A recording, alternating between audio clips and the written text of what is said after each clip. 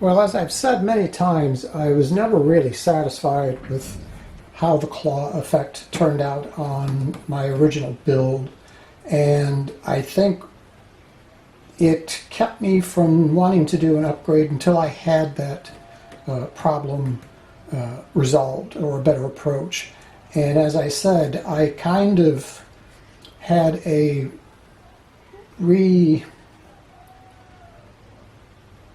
evaluation while I was working on the Pip-Boy 3000, because again I used the same hardware on it for the rad meter effect as I'm using here, which are tiny 1.9 gram servos, and also I'm upgrading the radio that's in the B9. The original radio was from a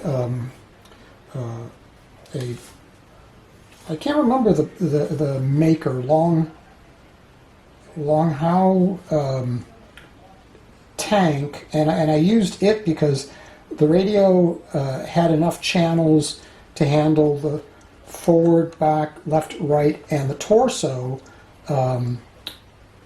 It had what was called the Caterpillar drive built in, so that kind of minimized the complexity and the I'm sorry, that's going to be out of focus, and the bulk inside.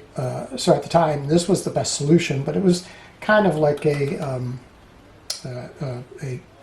amateurish approach. So I got away from that with the new Fly Sky, which is a bargain basement radio, but still, it's a 6-channel radio that gives me a lot of customization, and for the servos that control the claws, this radio is perfect because, well, as I'll show you here, let's turn it on. Here we go. I use these potentiometers to, as you see,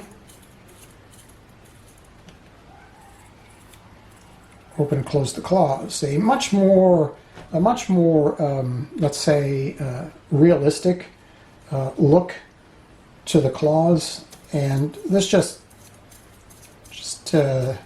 seemed to be the hands down way to go.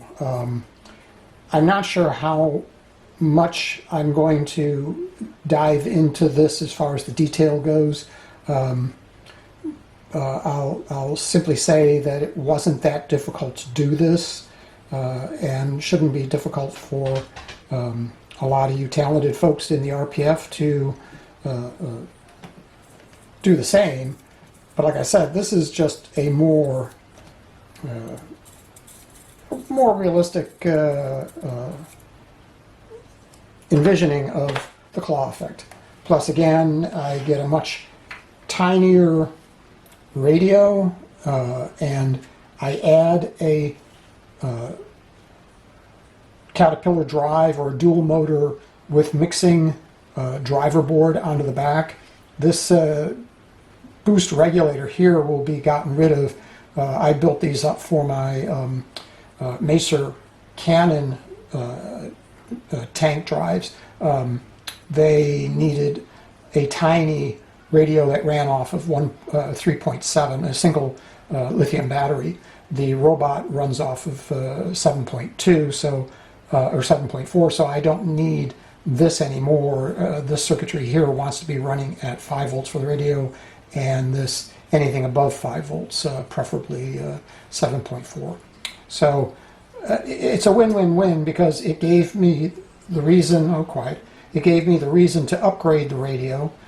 It's about a third the size of what's in there presently, and what's wrong with you?